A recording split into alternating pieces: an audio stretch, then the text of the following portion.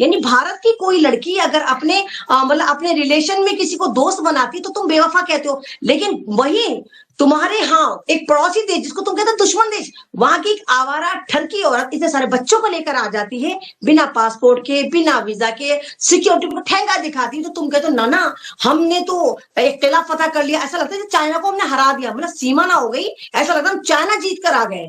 तो ये बहुत बिल्कुल। ड्रामेबाजी है, इससे ना मुद्दों को उलझाया गया, ये ऐसा लगता है कि जानबूझ के करा जा रहा है और ये नैरेटिव जो है गढ़ा जा रहा है इन चवन्नी चोरों के द्वारा, इन तमाम ये जो जितने ये मैं तो कहती हूँ फटी हुई चड्डियों द्वारा गढ़ा जा रहा है, ताकि आप मणिपुर की बात ना करें, आप किसान की बात जी। ना करें, आप रोजगार की बात ना करें, आप भारत की बात ना करें, आप महिलाओं के सम्मान की बात ना करें। तो इसलिए सीमा हैदर, सीमा आप बताइए कि सीमा हैदर के अलावा कोई मुद्दा नहीं है देश में? 19 साल का वो चूसा हुआ आम सचिन जो है, जो खुद ऐसा लगता है कि कुपोषण का शिकार है, जिसको देख के ऐसा लगता है कि इसने जिंदगी में पेट भर के खाना नहीं खाया हुआ, एक पाकिस्तान की मुजरे वाली बाई कहती है मुझे प्यार हुआ, कैसे हो जाएगा? सारी रात उससे बात करती थी चूसे व्यायाम से, दिन में भी तुझसे बात करती थी चूसे व्यायाम से, तो खाना कौन बनाता था, बच्चों को स्कूल कौन भेजता था, घरदारी कौन संभालता था? तेरा मियाँ तो बाहर पत्थर फोड़ रहा था सऊदी अरब में, तुझे 80,000 का चेक भेजता था, वो पैसा भी तुझे चाहिए था, तू इतनी गैरतमंद थी तो तूने पति के सारे गहने भेज दिए, तूने पति की सारी प्रॉपर्टी भेज दी। इस सारे स्कैंडल में इसकी पूरी फैमिली इन्वॉल्व है, इसकी बहन रीमा, इसकी माँ, इनका पूरा खानदानी बिजनेस यही है। आपको मालूम है मुजरे वाली बाई है, पाकिस्तान की शादियों में मुजरे करती थी और पार्लर में तैयार होने जाती थी, और हर पार्लर में जब तैयार होने जाती थी 10 से 15,000 का इसका मेकअप होता था, फिर ये नोट हजारों के खुले कराने वाला गाना चलता था और ये मटकती थी, उस पे पैसे लुटाए जाते थे। ये दुबई के बार में भी डांस करती थी। तो ये तो औरत, तो क्या मैं कहती हूँ, ये तो कुछ माँ तो बहुत दूर की बात है, ये औरत तक नहीं है, ये डायन औरत है। और कहते हैं डायन भी 7 घर छोड़ के मुंह मारती है। तूने तो पड़ोसी देश में ही मुंह मार लिया, 7 मुल्क छोड़ के 8वें मुल्क में जा रहा था, तूने यहाँ पर क्यों मारा? तो ये इस तरह से भारत और पाकिस्तान के रिलेशन भी खराब, और भारत की वो महिलाएं जो घर बसाना चाहती है, आजकल के यूथ आपको पता है नई नई शादियां हो रही है लड़कियों की, एक तो वैसे ही बहुत ज्यादा प्रॉब्लम आ गई कि ईगो का मसला बहुत ज्यादा आ गया हमारी यंग जनरेशन में, कि ईगो नाक पे रखी रहती है। अगर उस पे इस जैसी ठरकी आवारा औरत आ जाए तो ईगो और ज्यादा बढ़ जाती है। भाई मिसाल तो यही है कि भाई देखो, अगर पति तुम्हें कुछ कहता है, बच्चों का हाथ पकड़ो, दूसरे आशिक के पास पहुंच जाओ। तो इसने महिला की गरिमा को और भारत की महिला की गरिमा को तार तार करा। और जबकि मेरा भारत एक दुनिया का इकलौता मुल्क है जहां सबसे ज्यादा देवियां जो है ना वो महिला है, चाहे वो आप देखिए एजुकेशन की है, सरस्वती है, दुर्गे हैं, अम्बे हैं, काली है, चंडी है, सारी महिलाएं भारत माता की जय। उस भारत माता की जय पर ये सेंध लगा कर आई है ना, और सब यही कहते हैं। अब देखिए लोग डरते हैं, हस्बैंड डरता है कि बीवी के हाथ में मोबाइल है। भाई बीवी की ईगो जो है ना हर्ट होती है जब हस्बैंड ऐसे झांक कर देखता है कर क्या रही है, भाई 2 घंटे से मोबाइल है, कर क्या रहे, कहीं ये तो पबजी नहीं खेल रही, कहीं इसका तो लव नहीं चल रहा। तो इसकी वजह से हजारों हजार महिलाओं की जो जिंदगी है ना वो बहुत ज्यादा प्रभावित हुई है। आज देखिए बेवफाई का आला नमूना ये औरत साबित हुई। इसने औरत की गरिमा को तार तार करा, इसने भारत में अय्याशी को प्रमोट करा, इसने ये दिखाया कि अगर आपका दिल आपके पति से जरा सी भी भर गया या लड़ाई हो गई तो आप अपने बच्चों को उठाइए और पड़ोसी देश में किसी भी चूसे व्यायाम को और क्या एक लप्पू से झींगर को पटाइए और उसके पास आ जाइए कि मुझे प्यार हुआ, मुझे प्यार हुआ, मुझे पबजी से लफ्ज हुआ। तो इस तरह प्यार नहीं होता है, इसको प्रैक्टिकल लाइफ इसको नहीं कहते हैं। और मैं पबजी खेलती थी तो मुझे प्यार हो गया, मैं रात को बातें करती थी तो मुझे प्यार हो गया, मैं दिन में बातें करती तो मुझे प्यार हो गया। फिर तेरे बच्चों को कौन पालता था? तो बच्चों को किस वक्त देखती थी वो टाइम तो बता। यहाँ पर दर्द एक बाप का है ना, दर्द हालांकि माँ को आता है, लेबर पेन माँ लेती है जब बच्चा पैदा करती है, लेकिन ये पता नहीं कैसी ठरकी औरत थी बिना लेबर पेन के से सारे बच्चे पैदा करती है। मुझे तो ऐसा लगता है पता नहीं कौन सा इसने तरीके से बच्चे पैदा करे।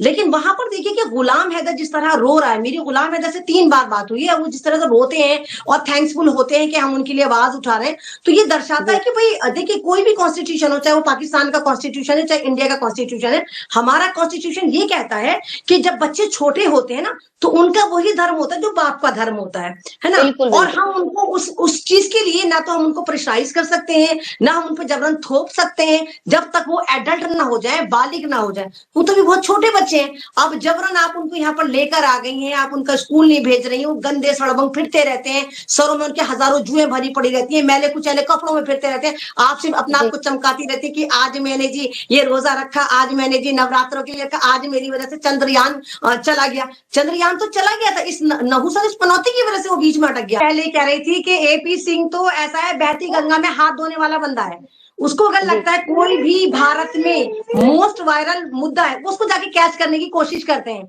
आपको याद होगा, निर्भया कांड याद होगा, जब पूरी दुनिया निर्भया के साथ खड़ी थी तो ये अकेला बंदा था जो निर्भया के बलात्कारियों के साथ खड़ा हुआ था, आपको शायद पता हो। तो ये तो हमारे लिए मतलब बहुत ज्यादा शर्म की बात है कि एक बंदा मतलब निर्भया के बलात्कारियों और कातिलों के साथ खड़ा था, और इन्हीं की वजह से निर्भया को इंसाफ मिलते मिलते 8 साल लग गए, जबकि फास्ट ट्रैक कोर्ट में चल रहा था। जिस सरकार में इसका रेप हुआ था, कांग्रेस का शासन था, कांग्रेस भी इसके साथ इंसाफ दिलवाने में थी, तमाम अदालतें, तमाम कम्युनिटी, पूरी दुनिया के बड़ी बड़ी एनजीओ निर्भया के साथ खड़ी थी। लेकिन एपी सिंह की वजह से ये फैसला जो है टलते टलते टलते कुछ ना कुछ इसमें लोचा कर देते थे, 8 साल लगे।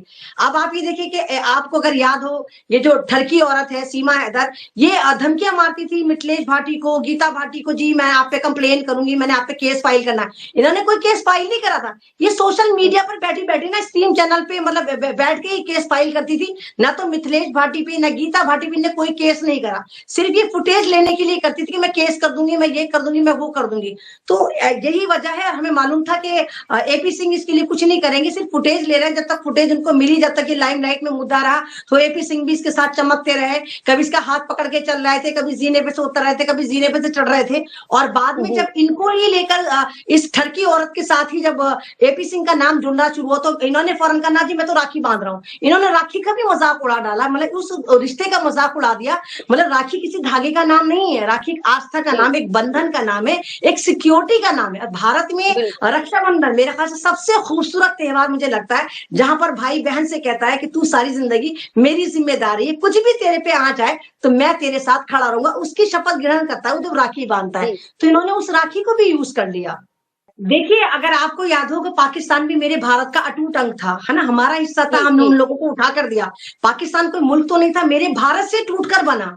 तो वहां के लोग हो चाहे इंडिया के लोग हो, आपस में है एक, कोई बेटा वहां चला गया, बहन यहाँ रह गई, माँ यहाँ रह गई, बाप वहां चला गया। पार्टीशन के बाद ऐसा हुआ था। और ये जो सरहदें होती है ना, जो बाउंडेशन है, बाउंड्रीज होती हैं, ये सिक्योरिटी के लिए बनाई जाती है, ताकि आपको देखिए कि एक जब परिवार बढ़ना शुरू हो जाता है, एक फैमिली में 4-5 बेटे हो, तो फिर वो अपने अलग अलग घर बनाना शुरू कर देते हैं ताकि फैमिली को अच्छे से केयर करें। तो ऐसे ही देश की बाउंड्रीज और बाउंडेशन होती है, ताकि उस इलाके के रहने वाले लोगों को सही से उनका पालन पोषण, उनका डेवलपमेंट करा जा सके।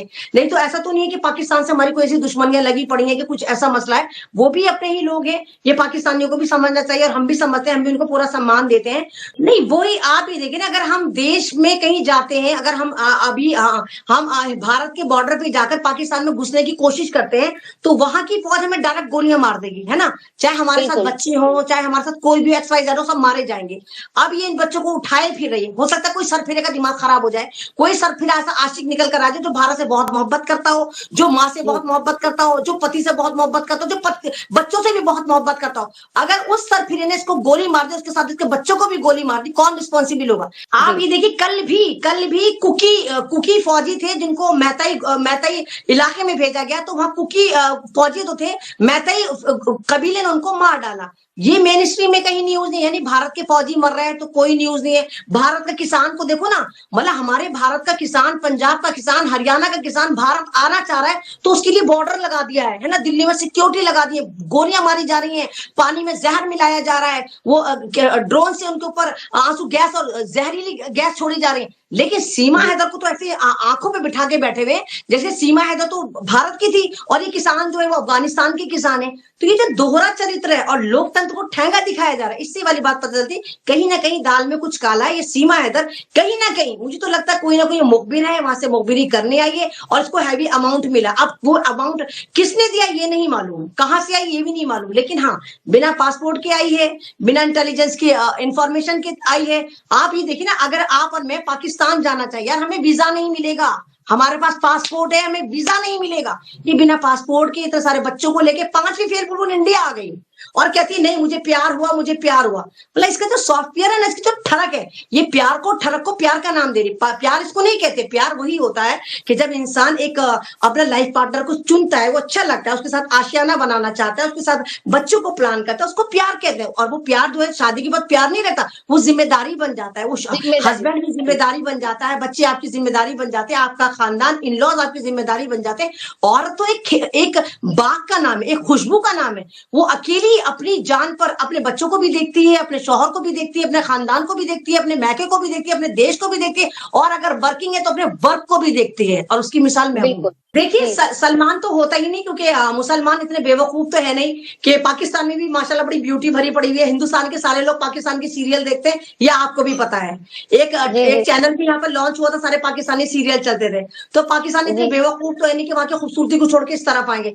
बाई चांस अगर आ भी गए तो प्रॉपर चैनल पे जाएंगे। अभी आपने देखा कि हिंदुस्तान की शादी हुई है, बाकायदा प्रॉपर चैनल पे वीजा लेके आपस में शादियां हुई है। इलीगल तरीके से गुपचुप अपने पति को बेवकूफ बना के, उसको चूना लगा के, उसकी प्रॉपर्टी लेके, उसके बच्चे लेके हिंदुस्तान में कोई दाखिल नहीं हुआ। हाँ, लेकिन अगर वाकई मुसलमान होता तो आप घर की बात करें, पूरे गांव को तोड़ दिया जाता, बुलडोजर चला दिया जाता, पाकिस्तान के फ्री में विजे कटवा दिए जाते, जिहादी, मुल्ला, अफगानी, जितने भी मुसलमानों के लिए गालियां थी वो सारी इन्वेंट करके इनका बारूद मीडिया हलक फाड़ फाड़ के चिल्ला रहा होता कि देखो जिहादी ने ये करा, जिहादी ने वो करा, भारत की महिला को लेके भाग गया।